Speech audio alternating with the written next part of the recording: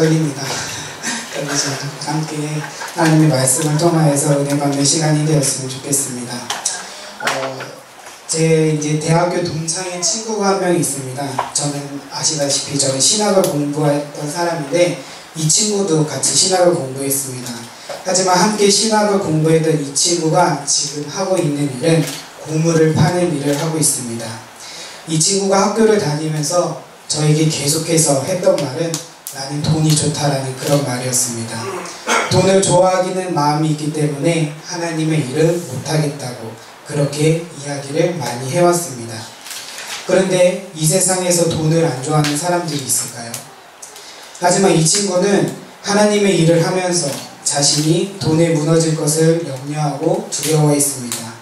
그리고 스스로 신학의 길을 멈추고 돈을 버는 일에 뛰어들게 된 것입니다.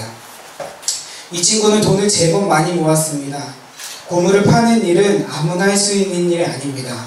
여기저기 고물이 있는 곳을 돌아다녀야 하고 아무런 관계가도 없는 그러한 카센터나 고물이 나오는 것을 직접 찾아가서 문전박대도 당해보고 욕도 먹어가면서 그렇게 고물을 수집해야 합니다.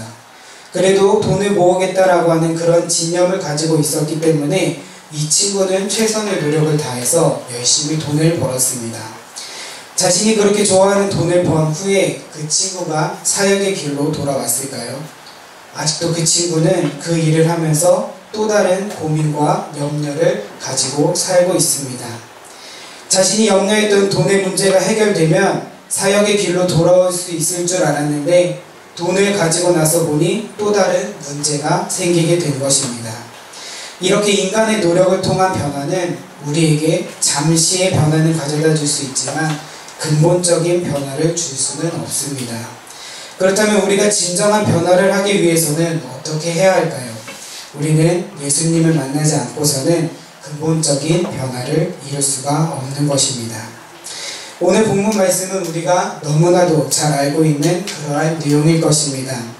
수가성에 문제가 많은 한 여인이 있었습니다. 이 여인은 사람들 앞에 나설 수 없는 그러한 여인입니다. 남자의 문제로 인하여서 사람들의 낯을 피하여 다녔던 그러한 여성이었습니다. 이러한 여성이 자신의 삶의 문제를 해결하기 위해서 우물가로 나아갔습니다. 삶을 살아가기 위해서는 물이 꼭 필요한데 그 물을 길어오기 위해서 사람들이 아무도 가지 않는 가장 덥고 뜨거운 날씨에 그 우물가로 가게 된 것입니다. 모두의 낯을 피하여서 우물가에 갔는데 거기서 예수님을 만나게 된 것입니다. 이 여인은 아마도 순간 놀랐을 것입니다. 사람들에게 들키지 않고 자신의 문제를 해결하려고 나갔는데 거기서 예수님을 만났기 때문입니다. 그리고 예수님과 이 여인의 대화가 시작이 됩니다. 오가는 대화 가운데서 예수님께서 그 여인에게 내가 주는 물을 마시는 자는 영원히 목마르지 않는다라고 그렇게 말씀하여 주십니다.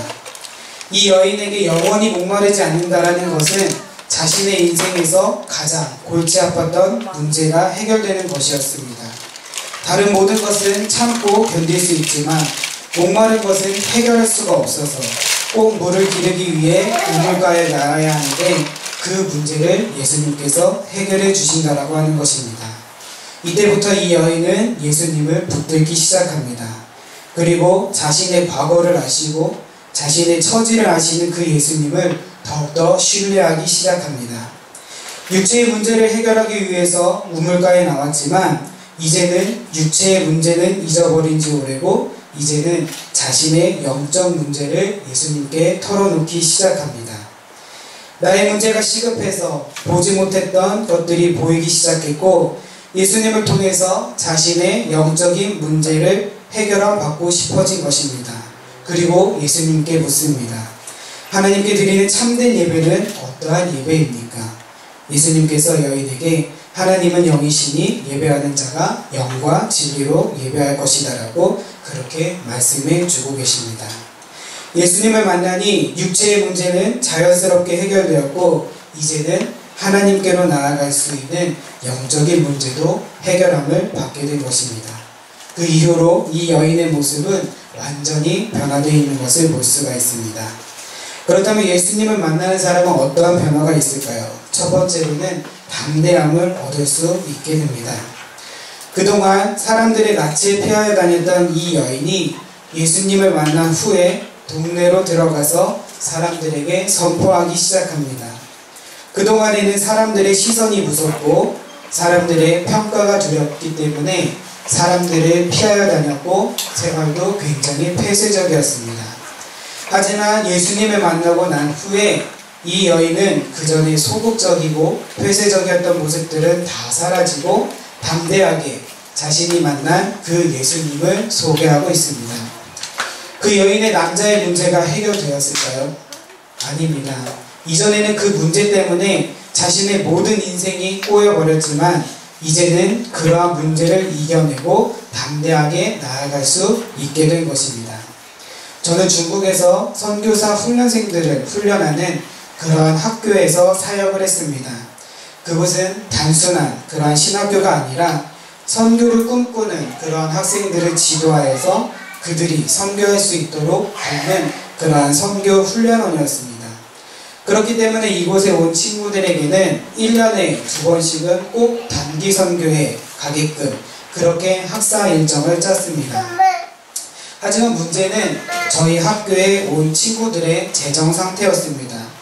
단기 선교에 있어서 큰 훈련 중에 하나가 재정 훈련입니다. 재정이 모자라지만 하나님을 의지하여서 하나님과 동행하는 그러한 훈련을 해야 하는데 저희 학교 학생 중에 하나가 너무나도 소극적이어서 이 훈련을 하기가 너무나도 버거웠습니다. 하지만 이미 단기 선교의 일정은 잡혔고 또한 학생들 각자가 감당해야 할 재정도 책정이 되었습니다. 재정을 채워야 할 날짜가 다가오는데 이 친구는 중국 돈으로 단돈 1위안도 내지를 못했습니다. 그러다가 이 재정 책정하는 그 마지막 날에 이 친구가 저를 찾아왔습니다. 그리고 저에게 지금은 돈이 없고 내일 날 밝는 대로 집에 전화를 해서 돈을 구해보겠다라고 그렇게 이야기를 했습니다. 저와 함께 동역하는 선교사님과 함께 그 이야기를 듣고 그 친구에게 이제는 가족을 의지하기보다는 하나님을 의지해보는 것이 좋겠다라고 그렇게 이야기를 하고 함께 기도해보자라고 그렇게 이야기를 했습니다.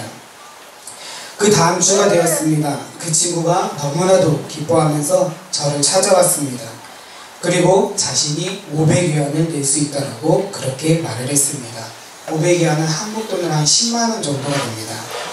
저희들이 책정한 재정보다는 적은 액수이지만 한 주 만에 1위안도 내지 못한 친구가 500위안을 낼 수 있었던 것입니다. 이 친구가 저희들과 이야기를 한 후에 기도를 하고 아는 지인들에게 그 단기 선교의 내용을 문자로 보냈다고 합니다. 그런데 저희 학교에서 한 1년 정도 같이 공부했던 그 친구가 그 문자를 받고 자신이 일해서 번 돈 500위안을 그 친구를 위해서 헌금을 했던 것입니다. 이 사건을 계기로 이 친구는 완전히 변했습니다. 이 친구는 그 500위안이 친구로부터 받은 것이 아니라 하나님으로부터 받았다고 확신하고 있기 때문입니다. 그전에는 소극적이고 조용했던 친구였지만 그 후로는 더 자신감 있게 더 담대하게 하나님의 일들을 처리하게 되는 것을 볼 수 있었습니다. 그전에도 신앙생활을 하고 예수님을 믿었지만 행동이며 삶에서는 예수님을 신뢰하지 못했던 것입니다. 하지만 예수님을 의지하고 예수님을 만나니 재정의 문제가 해결되는 것이 아니라 그의 삶의 모습이 해결되는 그런 놀라운 역사를 나타나게 된 것입니다. 이처럼 예수님을 만나면 우리가 할 수 없다고 그렇게 단정지었던 문제들도 한순간에 해결받게 되는 것을 볼 수가 있습니다. 수가성의 여인도 자신의 남자 문제는 해결될 수 없는 문제라고 그렇게 생각했을 것입니다. 하지만 예수님을 만나고 보니 그 문제는 아무것도 아닌 것을 깨닫게 되었고 담대하게 사람들 앞에 나아갈 수 있게 된 것입니다. 우리도 마찬가지입니다. 우리 스스로도 해결되지 않는 문제들이 있을 것입니다. 나 스스로가 절대로 해결될 수 없다고 단정짓는 그런 문제들이 있다 할지라도 우리가 예수님을 만나면 이 문제는 너무나도 쉽게 해결될 줄로 믿습니다. 그렇기 때문에 우리는 예수님을 만나는 것이 너무나도 중요한 것입니다. 두 번째로 예수님을 만나면 인생의 목표가 바뀌게 되는 것을 볼 수가 있습니다. 수가성의 여인은 자신의 육적인 문제를 해결하기 위해서 우물가에 나왔습니다. 하지만 예수님을 만나고 난 후에 이 여인은 물동이를 버려두고 동네로 들어가게 되는 것을 볼 수가 있습니다. 이 여인의 삶의 목적은 그저 생명을 유지하는 것에 있었을 것입니다. 사람들에게 들키지 않고 물을 떠다 마시면서 하루하루 그저 그렇게 살아가는 것이 이 여인의 삶의 목적이었을 것입니다. 하지만 예수님을 만난 후에 그녀는 물동이를 버려두었습니다. 이전의 삶의 목적과 같았던 물동이를 버려두고 이제는 예수님을 전하는 일에 자신의 인생을 걸게 되는 것을 볼 수가 있습니다. 이 여인이 많은 사람들 앞에서 예수님을 전하는 삶을 살 것이라고 생각을 해보았을까요? 아마 하지 못했을 것입니다. 매일매일 자신의 처지를 비관하고 하루하루를 비참하게 살았기 때문에 그렇게 희망적이고 소망적인 생각을 하지는 못했을 것입니다. 하지만 예수님은 그러한 여인의 삶에 찾아오셔서 비관적이고 비참한 인생을 희망과 소망이 넘치는 그러한 삶으로 변화시켜 주시는 것입니다.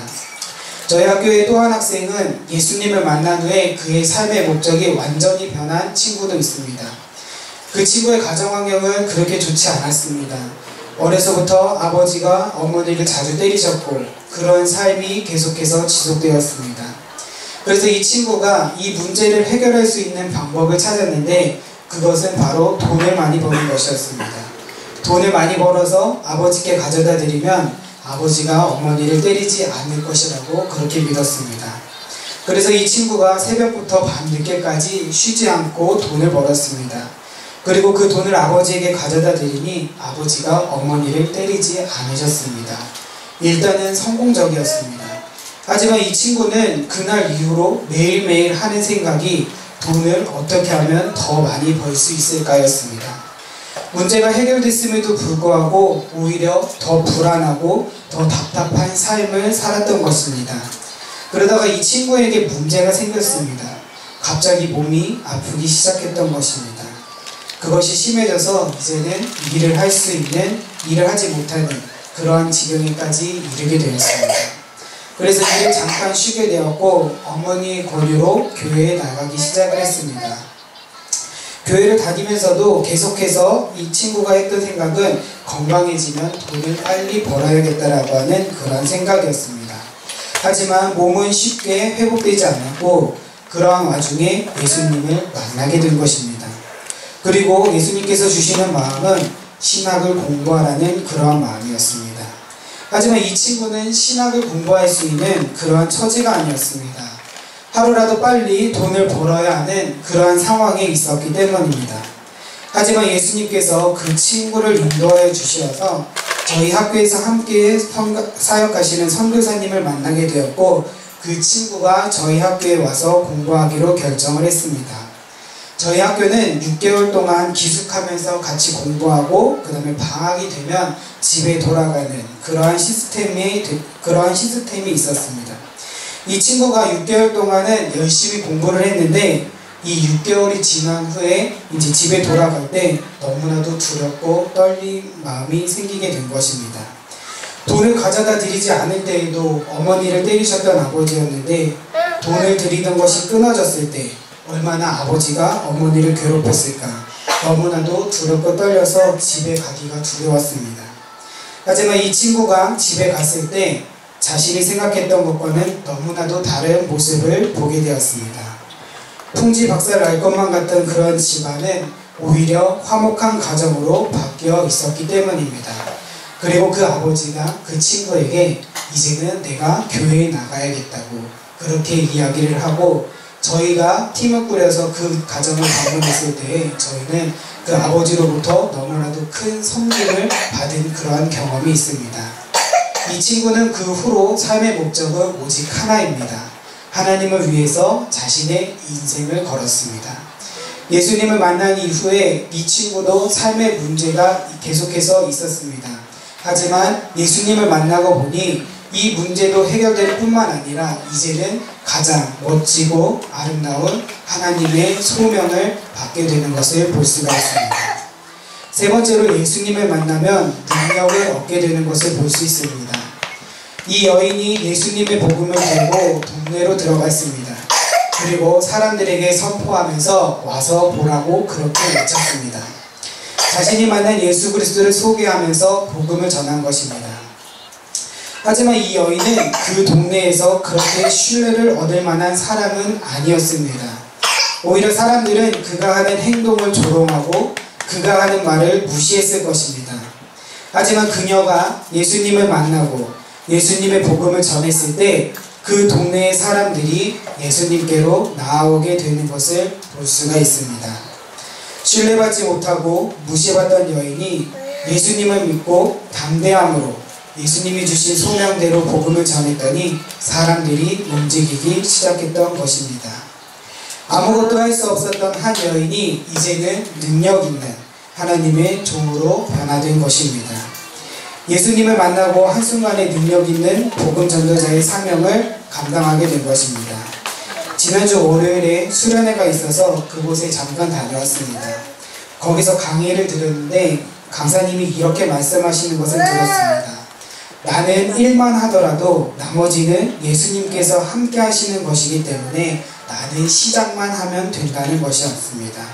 하나님의 일은 곱셈과 같아서 내가 일을 하고 하나님이 백을 하면 백을 하게 되는 것이고 내가 일을 하고 하나님이 천을 하시면 천을 할 수 있다라고 하는 것입니다. 하지만 내가 하지 않고 내가 영을 하게 되면 하나님이 백을 하시건 천을 하시건 간에 영밖에 될 수 없다라고 하는 것입니다. 그렇기 때문에 내가 능력 없다고 내가 할 수 없다고 그렇게 해서 시작하지 않으면 역사가 일어나지 않지만 예수님이 함께 하시고 예수님이 나와 함께 하신다는 그런 믿음을 가지고 하면 내가 시작해서 일만 하게 되면 나머지는 하나님께서 해주신다라고 하는 것입니다. 이렇게 될 때 우리는 못할 일이 없는 그러한 능력 있는 사람이 될 수 있는 것입니다. 수가성의 여인은 그 비밀을 안 것 같습니다. 자신의 시작만 해도 나머지는 하나님이 하실 것이라는 그 비밀을 알았던 것 같습니다. 우리에게 진정한 변화가 있으려면 예수님을 만나는 것밖에 없습니다.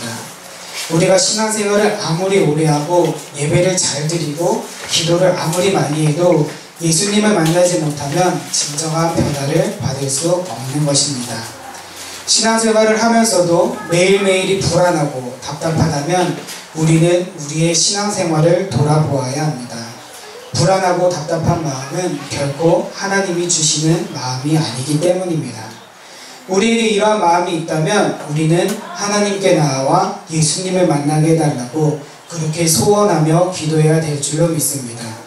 우리 예수님은 누구든지 예수님을 만나기로 소원하면 반드시 만나주시는 그러한 분이십니다. 아멘. 그리고 예수님을 믿으면 그가 우리 안에 거하셔서 우리의 인생을 친히 인도해 주실 것입니다. 아멘. 푸른숲교회 성도님들도 모두가 예수님을 만나셔 진정한 변화를 체험하시기를 소원합니다. 아멘. 그리고 담대하게 하나님의 소명을 가지고 능력 있는 그러한 삶을 사시기를 기도합니다. 아멘. 잠시 기도하도록 하겠습니다.